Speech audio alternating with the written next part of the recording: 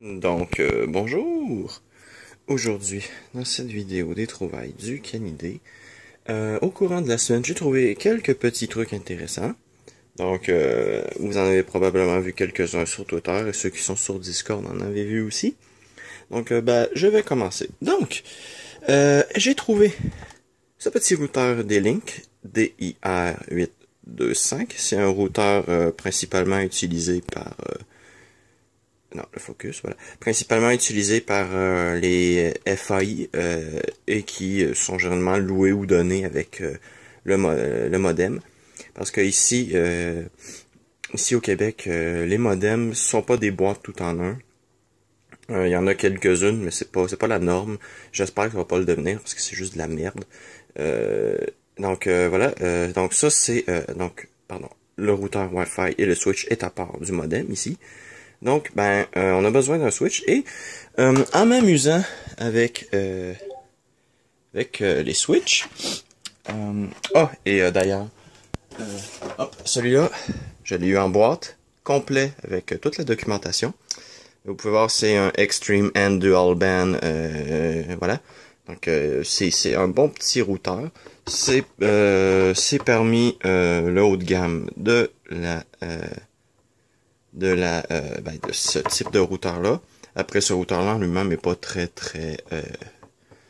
il est relativement bof.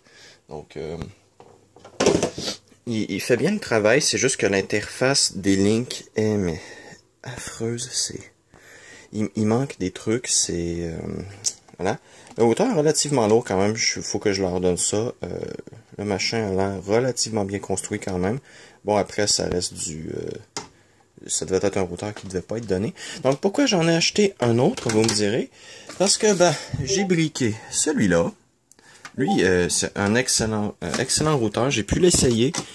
Il peut faire... on peut mettre une clé USB dedans et faire un client avec. Donc, il s'agit d'un TLWR1043ND.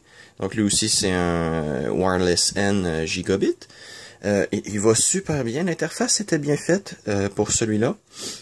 Sauf que j'ai voulu mettre des DWRT dessus. Et je les brique.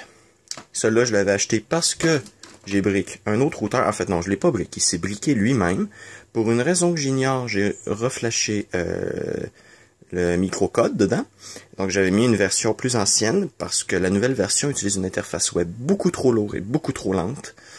Donc j'en ai mis une plus vieille qui avait toutes les mêmes fonctionnalités mais qui était très rapide, ça chargeait super rapidement, le routeur était pas ralenti à cause de l'interface et il a décidé de se mettre à jour et il s'ébrique. Même si pourtant il y a une ROM de secours qui peut reflasher le programme qu'il y avait avant. Donc il y a deux espaces mémoire dedans, donc un flash qui est utilisé et un flash de secours. Donc quand on flash le routeur, le flash passe dans l'autre ici, celui qui était là est remplacé et le nouveau est là. Puis si ça crash, ça boot en boucle, ou si vous le réinitialisez en boucle, je crois aussi, le routeur va recharger l'ancien programme et le remettre à sa place.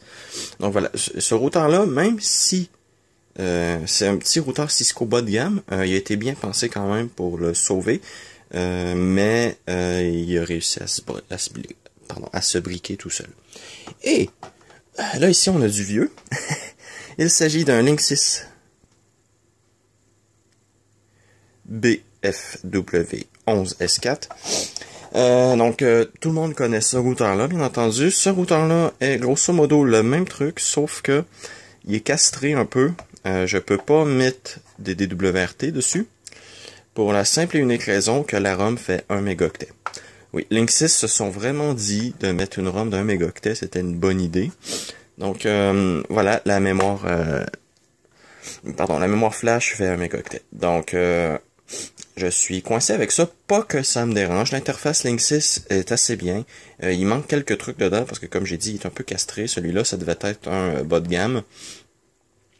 Voilà, il est wireless B 2.4 GHz, donc bon, c'est vieux. Mais je l'ai pris parce que j'en voulais un comme ça. Et ça va être un peu cool si je me fais un réseau, si je me fais un réseau d'époque, oui, non, allez, voilà. Si je me fais un réseau d'époque, ben avoir le wireless B, surtout que celui-là en fait, ça me permettrait d'avoir une redondance aussi, parce que certains très vieux trucs, comme par exemple mon ThinkPad qui est juste là, supporte pas les méthodes d'encryption modernes. Donc, utiliser un routeur moderne, voilà, je peux pas mettre ça. Donc, si on veut avoir un minimum de sécurité, donc je vais utiliser celui-là ici. Et il y aura une méthode d'encryption plus simple. Il y aura du web. Je déteste le web. Il faut entrer tellement de caractères. C'est mais d'un chien. Il y a 4 ports. Donc, voilà. J'aime bien les antennes sur celui-là, d'ailleurs. J'ai acheté Microsoft Pinball Arcade en CD. Donc, voilà. Avec le CD, bien entendu. Donc, je l'installerai sur un PC d'époque à un moment. J'ai trouvé aussi le récepteur sans fil pour la souris que j'ai trouvé dans l'épisode précédent, les trouvailles du Canidé, avec la prise PS2. C'est la deuxième fois que ça m'arrive quand je vais là, mais ils me l'ont pas fait payer. Quand je suis arrivé à la caisse, je l'ai mis sur la lampe que je vais montrer après. La madame a scanné la lampe pour avoir le prix. Elle a pas scanné ça ici, donc je l'ai pas payé. C'est la deuxième fois que ça m'arrive que je paye pas un article. Donc voilà, j'ai pas payé 3$ pour avoir ce machin-là et je suis très content. Donc voilà. Ça ici, ça faisait très longtemps que j'en cherchais une. C'est quoi? Ben, c'est une lampe avec des néons. Donc pourquoi ça fait longtemps que j'en cherche une? Ben parce que bien que j'aime pas trop les néons, ce genre de lampe-là, j'aime le style. Et en plus, ça l'éclaire super fort, ces lampes-là. Et les néons, ben, ça dure longtemps. Ceux-là, ils ont l'air très vieux d'ailleurs. Donc les néons, ça dure longtemps. Donc ceux-là qui sont là fonctionnent toujours. Je vais pas les remplacer tout de suite. Je vais peut-être les remplacer un jour, mais là pour le moment, mon budget, voilà. Donc pour 6$, j'ai payé cette lampe-là avec du fini bois. Ça, c'est en métal. La coque est en plastique, mais le dessous est en métal. Et on a les boutons aussi pour allumer et éteindre. Quand on éteint, il faut maintenir le bouton appuyé quelques secondes, parce que si vous appuyez genre comme ça, ben les néons vont se rallumer. Donc voilà. Je crois qu'il y a ce qu'il appelle une ballaste dans la base ici. Il va falloir que je vérifie. Mais je m'occuperai de ça une autre fois. Donc magnifique, belle petite lampe. Je sais pas si elle va faire entre les deux écrans, mais j'aimerais très bien, parce que ça va éclairer superbement bien le bureau. Donc voilà. Et le clou du spectacle. Ça ici. Un HP Photosmart E317 de 5 mégapixels. Donc, franchement, il est super bien. Il prend des belles photos. Bien entendu, pour un appareil de l'époque, comparé à mon S4, ben voilà quoi, c'est pas photo, comme on dit. Donc c'est sûr que comparativement à un appareil moderne, il laisse à désirer, mais la qualité d'image est superbement bien quand même. J'ai mis plein de photos sur Twitter, donc vous pouvez aller voir. Les images sont bien. Je trouve la reproduction de couleurs bien sur cet appareil photo-là, parce que les couleurs ressemblent à ce que je vois avec mes yeux. Ça ressemble pas à un truc que les couleurs explosent la rétine. C'est un truc que j'aime pas en ce moment, en fait. C'est que les écrans t'explosent la rétine avec des couleurs et de la luminosité. Je déteste ça. C'est agressant. Quand vous sortez dehors, les couleurs sont pas aussi fortes. Donc voilà quoi, arrêtez de me déranger avec des trucs super colorés. C'est pas comme ça la vraie vie. Donc il prend des photos, voilà, très bien. Il y a quelques petites limitations. Comme vous pouvez voir, ben il n'y a pas d'optique. Donc pour faire des photos de près, je dois le mettre en macro. Et même là, je peux pas être très près. Il faut que je sois à 1 mètre à peu près pour que ce soit pas flou. F3.5, bon, c'est pas fabuleux. Il y a le flash. J'ai des piles dedans. J'ai mis à jour le microcode. Donc, il est à la dernière version possible. Vous pouvez voir l'écran a une qualité d'image, mais affreuse. Non. Même le SCAT veut pas montrer la qualité d'image tellement qu'elle est affreuse. Voilà. Donc, les angles de vue sont affreux, mais l'écran est super bien rétroéclairé, donc vous allez voir très très bien dehors.